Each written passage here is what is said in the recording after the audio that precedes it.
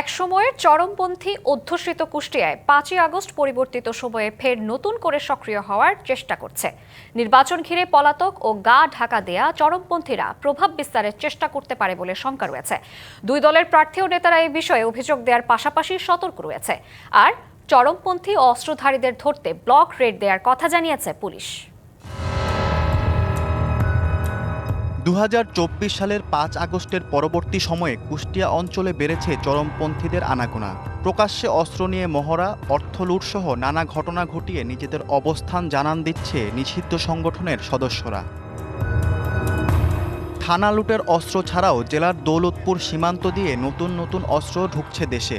এই সুযোগকে কাজে লাগিয়ে চরমপন্থীরা নির্বাচনে প্রভাব ফেলতে পারে বলে মনে করছে জামায়াত। বর্ডার দিয়ে, বিশেষ করে দৌলতপুর ভেড়ামারায় বর্ডার দিয়ে এই কয়েকদিনে বহু অবৈধ অস্ত্র অলরেডি ঢুকেছে। আমরা প্রশাসনকেও জানিয়েছি, এগুলো উদ্ধার না করলে ওইগুলো আবার ব্যবহার হবে এবং নির্বাচন সুষ্ঠু হবে না।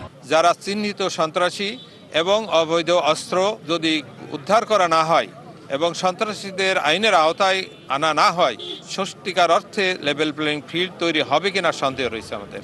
গণমুক্তি ফৌজের শীর্ষ নেতা জাহাঙ্গীর কবির লিপ্টন তৎপরতা শুরু করলে সেনাবাহিনী অভিযান চালিয়ে বেশ কয়েকটি অস্ত্রসহ গ্রেপ্তার করে তার এক সহযোগীকে। আর এই মুহূর্তে বাইরে আছে আরেক চরমপন্থী নেতা আব্দুল লতিফ লালটু। দুটি রাজনৈতিক দলের সাথে তাদের যোগাযোগ আছে বলে অভিযোগ বিএনপির। গুপ্ত রাজনীতি যারা করে, দেশবিরোধী যারা কাজ করে, সেটা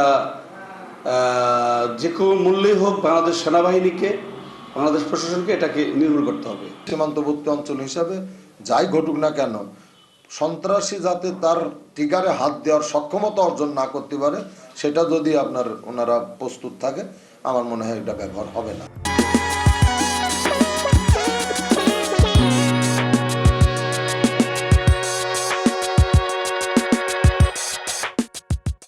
নির্বাচন সামনে রেখে চরমপন্থীদের তৎপরতা বাড়তে পারে বলে মনে করছেন সচেতন নাগরিক কমিটির নেতারাও।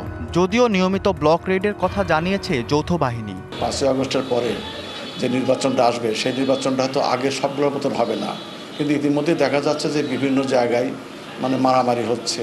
আমাদের কুষ্টিয়া তো সম্প্রতি খুকসাই হয়েছে, বিভিন্ন জায়গায় হচ্ছে। এই চরমপন্থীরা কি করবে, এটা নিয়ে একটা সন্দেহ তো থেকেই থাকে। বিভিন্ন বাহিনীর সমন্বয়ে একটি এলাকাকে কর্ডন করে একটা বেষ্টনীর মধ্যে এনে ওখানে ব্লক ক্রিয়েট করছি।